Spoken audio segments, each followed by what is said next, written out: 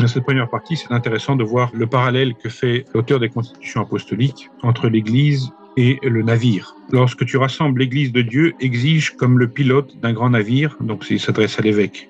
Quant à toi, évêque, sois saint et irréprochable, ni batailleur, ni colérique, ni dur, mais sachant édifier, amender, instruire, sois indulgent, amène, doux, patient, sachant exhorter et encourager en homme de Dieu.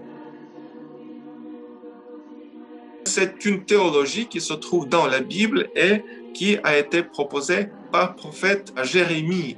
Et nous pouvons aussi dire quelques mots sur, disons, alliance. Qu'est-ce que c'est alliance? Comment cette alliance est comprise dans la tradition hébraïque de l'Ancien Testament?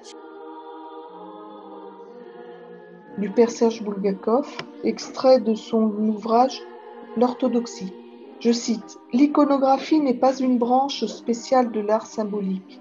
Elle est une vision et une connaissance de Dieu.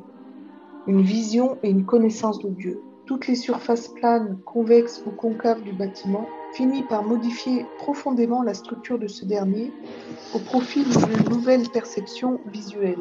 C'est ce que nous pouvons voir, par exemple, en Roumanie, sur plusieurs églises dont les murs extérieurs peints et abrités sous une vaste toiture apparaissent de loin dans le paysage comme une sorte de vision en couleur du royaume de Dieu. »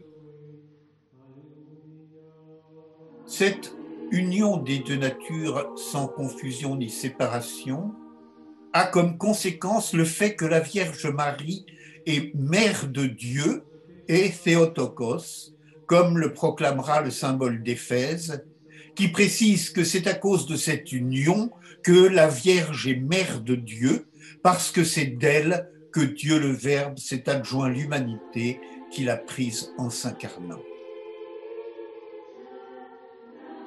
Quand chez Paul ou chez les pères, on a un certain nombre de vocabulaire, que ce soit le vocabulaire d'une ville, par exemple Césarée, et qu'on parle de l'Asie, il ne s'agit pas de l'Asie d'aujourd'hui, du monde asiatique, mais il s'agit de cette partie qui est exactement entre la Grèce et ce qu'on appellerait aujourd'hui Liban, Syrie, Israël, voilà, et l'Égypte.